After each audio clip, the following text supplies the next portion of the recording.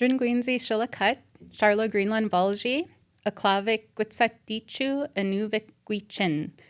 Hi everyone, my name is Charla Greenland, and we're trying something new here at the Gwich'in Tribal Council to just highlight a lot of the good things happening within our communities and within our nation. And what we'd like to especially do is highlight a lot of the good things that our people are doing for our communities and across our nation. And I'm really excited today to have Chef Steph Baryluk in our studio and in our communities this week. And so Steph is here just to share with us what she's doing up here, but also whatever else we get to talking about. So merci, Steph, for being here. Van Gwich'in. My name is Steph Baryluk, and I'm from Tetleshay. Awesome. It's good to have you back in the GSA. I know you and I have, know each other for a long time, but for people who are listening who might not know you, can you maybe just share a brief introduction of who you are? Absolutely. So I was raised in Tetleshay. I grew up with, a Gwich'in family in a Gwich'in community, and a lot of the things I learned as to harvesting, food processing, and traditional items we eat really shaped who I am as a person.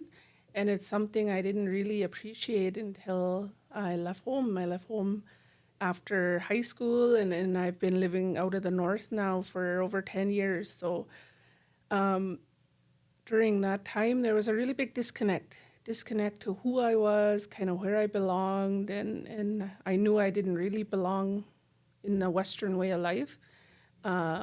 So I had to figure that out, and part of that was cooking. I was drawn to cooking, so I went to a culinary program. I obtained my Red Seal, and now I have a really cool career with sharing who we are. It's like full circle for me. Yeah, that's so awesome. And, for those of you who might not know, Steph has really come on the national scene and even international scene. She's, like she said, she's a Red Seal chef, and has also been named one of the top 100 women in Canada, which I've said it before, I'm very proud of you. Something I really appreciate about you as well is you're very humble. So I know you don't really like talking about that, but I'm going to make you. Can you just maybe share a little bit about that? Of course. So the award I won is the top 100 most powerful women, I believe.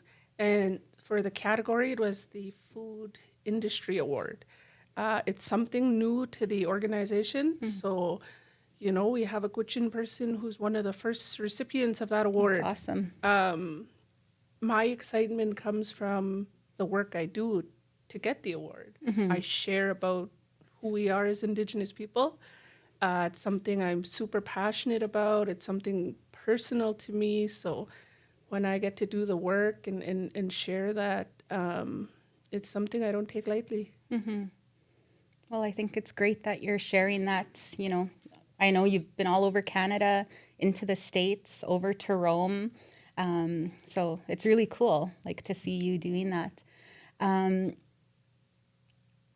Maybe if you can, just share a little bit more about how you got to where you are today. And you've shared so much with me about some of the things you do also within Vancouver that's really meaningful to you. So I guess just starting off back to the culinary industry, it's a hard industry. It's a male-dominated industry. Mm-hmm. So when I joined, there's a lot of long days, holidays, birthdays, late nights, everything. And I worked through that for years in Vancouver. And sometimes I would just feel like a standstill, just mm-hmm. working to work, clocking in, clocking out. And when I got the opportunity to create a whole Indigenous food program, for an institution, it was hard. It was hard to commit and to put myself out there, to mm-hmm. be vulnerable and sure. to kind of share who we are. And it was received so well. There was so much positivity. People within that organization took all the information so respectfully. You know, I gave them what I knew and we put it out that exact way. And before I kind of started sharing all of this, you know, actively and publicly, I had to go to our elders. I had to ask for permission. This isn't my culture. This is our culture. This is our traditions. So as Gwich'in people, we share what we have. We share what we know. And I think the more that I get to do that, the more I get to educate people, the longer our culture will be around. So, you know, going back to our history and losing a lot of that, we're relearning. I'm relearning. I try to incorporate our Gwich'in language as much as I can into the work I do, and even that's confusing to me. I'm fortunate I have a very good friend in language here in Inuvik, and she's always helped me. Shout out to Janelle Wilson. Janelle Wilson, Tetlejig, what's up? And I enjoy what I do. That's why I just get so much pride. I get so much. That's why I continue to do it. That's so awesome. And I totally see that with what I've been able to see, how you've worked with us this past year has been great.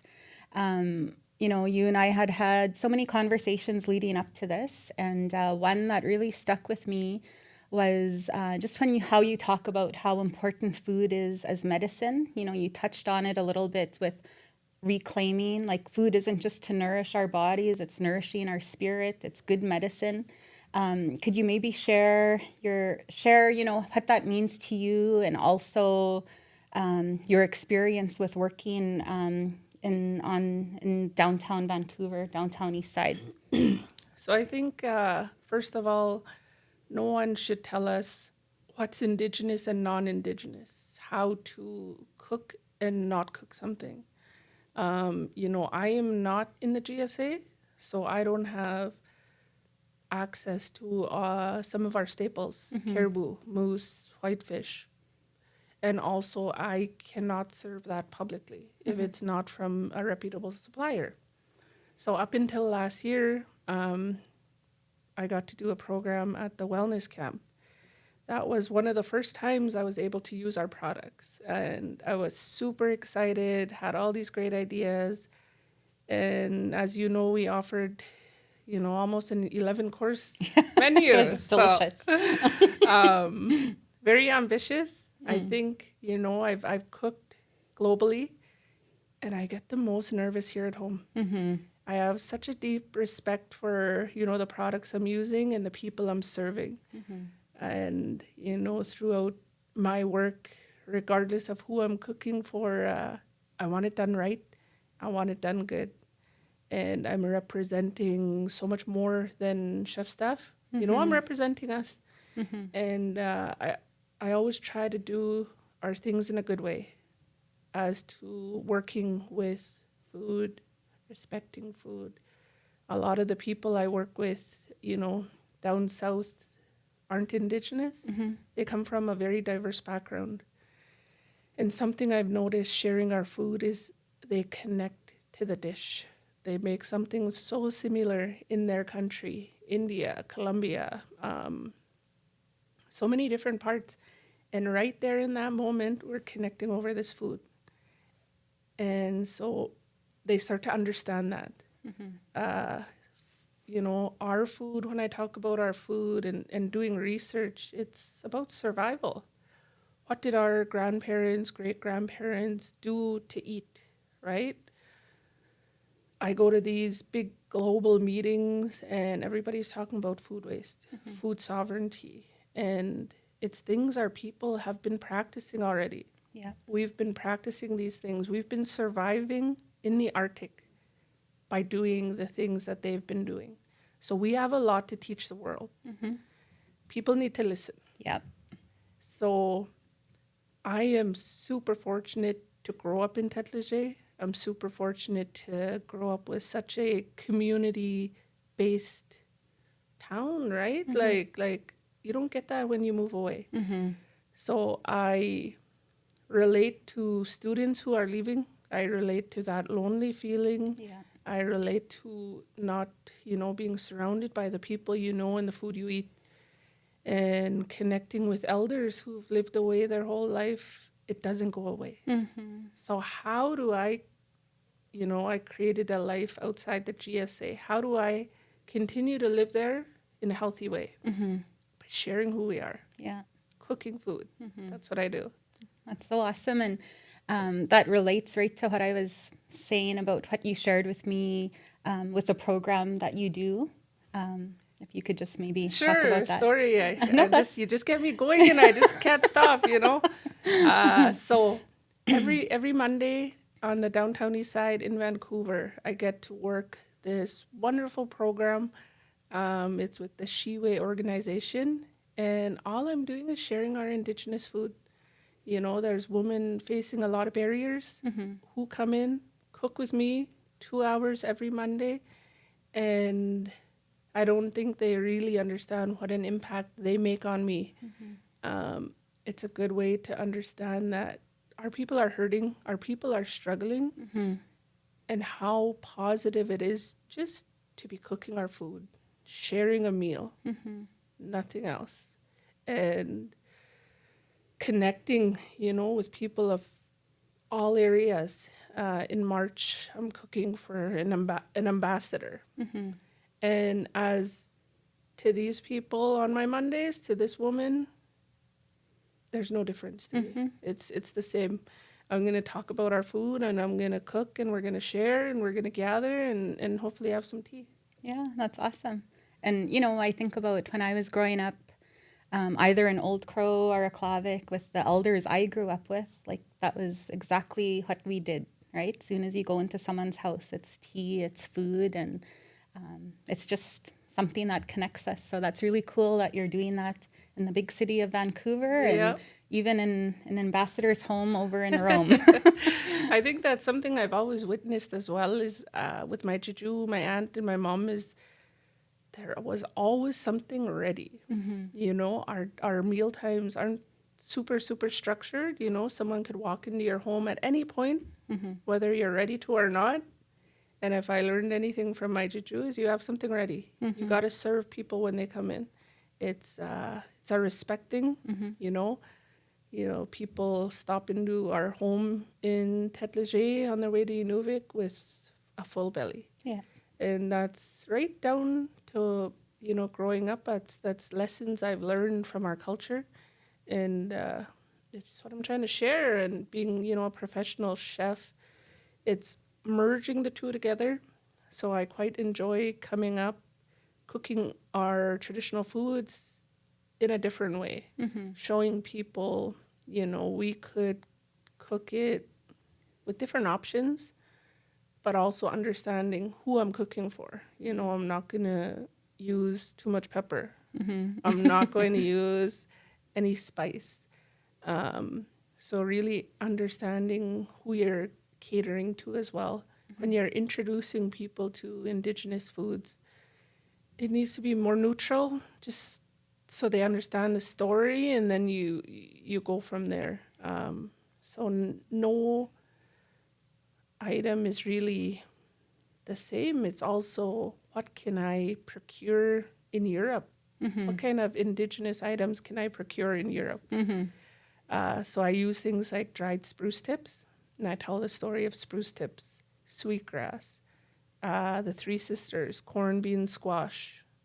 And I do have a supplier for bison in Europe. So if you're ever in Europe and you need bison, I got you. You know where to send me. Yeah. Good to know. And maybe, you've been back home, and I know it's been great for you to be back home. We've been keeping you busy. Could you maybe just share what you're doing back home this week? Yeah, so I was brought up by the language department, and we teamed up with them. So we're going to all 4 GSA communities, and we're offering a meal and language lessons. Super long days, But it's so nice to go to all communities. All our communities are so close, but so different. And, as I was driving back from one of the communities, I was thinking, I want to learn so much more about how we produce these traditional foods within our different communities, because how we cook in Tête Léger is different from a Klavik and what you eat too. So, and also how we say it in the proper language, depending on your location. I realized I have so much more to learn. And I'm grateful that I have so much support in the North. I reach out and I get stories, I get photos, I get the traditional language. So living so far away, I feel super supported. And I'm so grateful for that. Yeah, I think, everybody back home is like, I've always only heard positive things, and we all talk about how proud we are of you. So I'm glad you feel that when you're away. I know you've also been connecting with students in some of the communities, and I know that's a big passion of yours too, to be a positive role model. What are some of the messages that you like to share with our youth? When I first meet these youth, a lot of them can't believe I'm from McPherson. Why? We can do these things. We can do anything that we want. And if you look at our nation, you look at the Gwich'in nation, we have a lot of people doing a lot of great things. Yeah. I'm just cooking. I'm just sharing who we are. We have nurses, we have doctors, lawyers, but most importantly, we have young mothers trying on a weekend. We have young fathers applying to that job. So regardless of where you are, we got to celebrate everything. We got to celebrate the little wins as much as the big wins. So when I get to talk to the youth or connect with them, I try to spread that message. We are worthy of doing these things. And I struggle with that as well. I do chef trainings with people at a higher caliber than I am. I do trainings with CEOs, directors, professors, and sometimes my head goes down and I'm like, I call my dad. My dad's always there. And he says, these people didn't grow up in the North. These people didn't, grow up walking to school in -40. They didn't start working with meat at the age of 5. Like, that's who we are. It's not what we, it's a part of us. So when I'm in these meetings or presentations, I remember that. And I also remember who I'm representing. We had a hard history. We have a lot of things we need to work on. And I think, sharing that message with these kids about reach for those goals and put in the work. Nothing is going to come free. Nothing comes free. So I paid my dues. I did all my years of working and Vancouver isn't a big place. We all know each other throughout the industry, and to have a good name for myself, to have people wanting to work with me, reaching out to me, is a whole new world for me. So I want to do it all, but I'm only one person. I need other, Indigenous chefs coming up, and we can work together. I reach out to other Indigenous chefs. I reach out and I ask for advice. I ask for, the thing is we want to make sure we know we belong in all of these spaces, and we could cook with the highest chef out there. So Absolutely. It's awesome. Maybe before we end our conversation, if you could maybe just talk about, well, first, a lighter question is, growing up, like, what is your favorite, like, Gwich'in dish? My favorite Gwich'in dish. So, I'm going to go back to Rome, okay? I really enjoy Rome. I was in Rome. I was eating at this fine dining restaurant on a rooftop. And they brought out this fish cooked in salt. So they cracked the salt, took out the fish, and it had a little bit of char on it. And I was eating that fish, and it brought me right back to Tête Léger, to Hannah's field, eating fried fish guts with fried potatoes on the fire. Dream meal for me. Dream meal. It When I cook for people and they bring up memories like that, memories of what they grew up eating, I know the connection is made. And I enjoy our food so much. I think maybe salt was on there, but it was soul food. It was real food, and probably my favorite meal. Yeah, that's awesome. I think my mouth watered a little because, food is medicine, and I've actually, I think a lot of our people are grieving. There's been so much loss lately, and, it's been hard times. And, even for myself, that's how I find I honor my mom now, is when I'm cooking, fish or caribou. It's that connection. And it just brings me back to the final question I guess I'll ask is, like, as a Gwich'in woman, what are the most important values that you've had throughout your life that just helps you to continue moving forward? Or, what values would you like to share with people who are listening? So for me, working my way through a lot of struggles, my life needs to mean something. Our people went through, like I said, a hard history. So we are here, we have opportunities, we need to make something of it. And I think hearing from elders in Fort McPherson about the pride they feel seeing the work I'm doing is validation, more validation than awards, as to why am I doing this work? I'm doing this work for our people. I'm doing this work to inspire the young mother struggling. I'm doing this work to inspire my Indigenous children. So it's a lot of work, but I'm willing to do the work. And I think, like I said this morning, this is a movement. This could be a movement for our people. We could share who we are, promote our culture, traditions, inspire our people, just to make that positive change in their life and to do what they want to do. It doesn't need to be culinary, but everybody's got to eat. That's why I do what I do.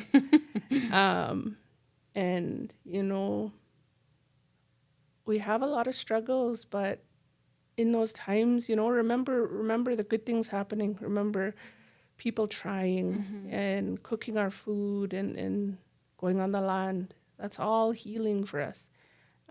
So me coming home twice a year, it's my little fill to get through the year out there. And I'm just grateful. I'm tired right now because I did 3 GSA communities, but I'm grateful to be here and doing this work with our organization.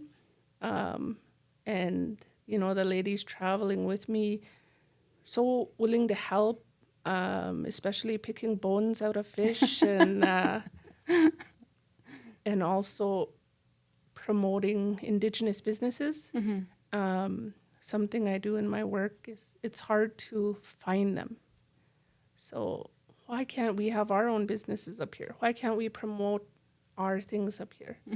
And really showcasing that and just sharing ideas. I want to see people succeed. I don't want to be the best. I want to succeed with you and help you. That's my idea. That's how I go about my life. So Awesome. One more question. sure. Something you said this morning, when we were talking about all of the good things happening, but also, being realistic too about a lot of the struggles, our communities, our families, ourselves are facing at times. If you could maybe just share the way you talked about the importance of energy. So through anything we do, through these 3 community visits, we're going to have a list of things that went wrong. We're going to have a list of things that went right. Now we could learn from the things the opportunities, let's call them the opportunities. We're going to learn from it, okay? But what good is it for my focus to be on all those negatives? For me and my health and my mental health, I can't. I don't have the capacity. So I prefer to put my energy into the good we're trying to do. And I wasn't always like that. I used to read every comment, dive into, just the lateral violence. Yeah. And I really had to learn that if I engage with that, it's going to consume me. And I need to protect myself. I need to engage where necessary. So I'm good. I need to be good to do all this work. So just, it's not all positive. It's not all good. There's times things just do not go right. And we adapt. Yeah. Long ago, when our people would hunt and there was no caribou, would they just complain or would they adapt? Would they figure out ways to preserve the animal in order to eat it in other parts of the year?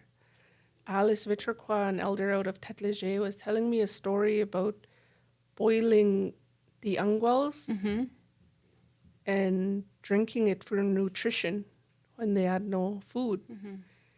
And things like that. Like, there's so much bigger things in the world than to worry about the little stuff. Yeah. And worrying about the little stuff, it's going to give you some wrinkles. So don't worry about it. Get wrinkles from laughing. and decide what you put your energy into, I think. So, so thank you so much. Merci I know everybody has loved having you up here, and I know, we've been working you hard, and I hope, this will lead to more opportunities. It's really great having you back, and thank you for sharing just all the good things you're doing and, how you're doing things in such a good way. And this is a brand new thing. Yes. So thank you for, being part of it this morning, and we'll see where it takes us. Hopefully this is something people enjoy listening to. I enjoyed talking with you. So I think this is the way of the future here. Yeah. So we might have to make some TikToks or something. All right. Well, on that note, Masi Shalakat. Masi Cho. Yeah.